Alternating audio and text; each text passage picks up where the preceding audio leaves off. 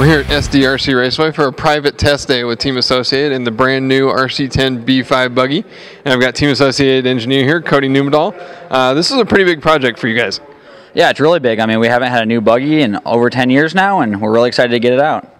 And there's a separate mid-motor and rear-motor platform, which, you know, a lot of people on the internet obviously have their opinions about, but there was a lot of thought that went into it behind that. Yeah, there was a lot of thought put into it. We had seen some of the other manufacturers come out with convertible cars, and we did consider that, but in the end, we just decided that having two separate cars was the best, so we don't compromise either design, and that's what we ended up with. And there are a lot of differences between the two, but specifically the rear motor car, we'll talk about that first. You guys come from, you know, the most successful two-wheel drive buggy ever. How tough was it to try to replace that? In one aspect, it was really tough. You don't want to screw anything up. You had a really good car, but on the other side, it's like you had a really good car to start with. So design-wise, we made sure you can still get the same geometry we had on the B4 with just a lot more options, a lot more durability, and better fitment. So it turned out pretty good. And we see the aluminum chassis on the mid-motor car, which we'll get into the reasons why that was a good choice for that. But you stayed with the plastic chassis for the rear motor buggy. Yeah, we decided to stick with what we had before. It holds up really well. You can't bend it. It's resilient. It's cheap. It's got a good price point. Yeah, it just everything worked well in the B4, so why change it? And one of the reasons for you know, really branching away from the B4, aside from just giving the car a facelift, the car has all new metric hardware, but also, you know, the molds that are used to make those plastic parts, they don't last forever.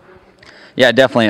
Some of the molds for the old car, as you had seen, it started to wear out, and that's where the fitment issues came in. You know, at one point they were well fitted, so now all new molds. We caught our new cars up to the rest of our line of cars, all metric stuff. So now you don't have to carry around two sets of hardware, and again, you know, any cars we come out with will be to follow, so everything matches. And you said that a lot of the stuff on the B5 is, you know, really similar in terms of geometry and pivot points and everything to the B4, but also, you know, still got the big bore shocks, the new VTS slipper clutch, but little changes as well to, you know, the steering system, the transmission.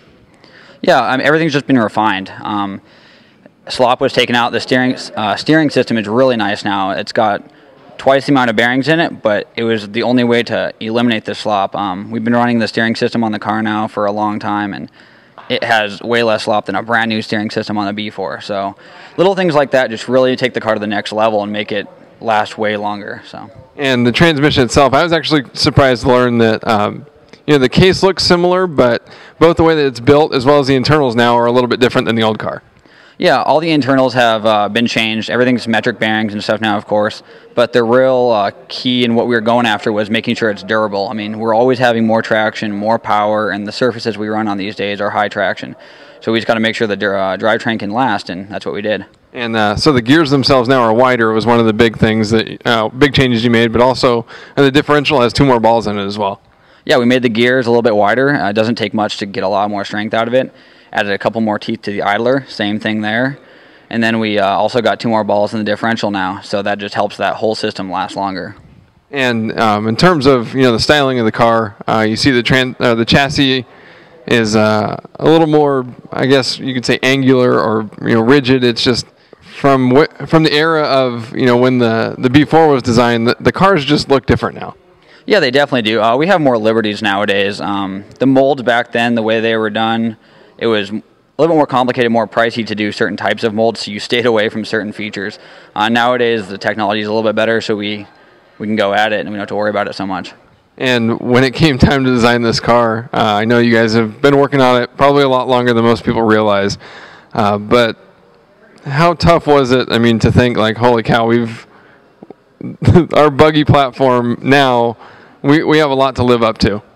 Yeah, I mean, that's definitely the hard part. I mean, the B4 has kind of been the standard for that buggy class for a long time now. Yeah, I mean, it's exciting, and I think since we had a good place to start, it shouldn't be too bad, and I think we got another level up here. So. Well, I can't wait to go drive the thing. Thank you. All right, no problem. Thanks.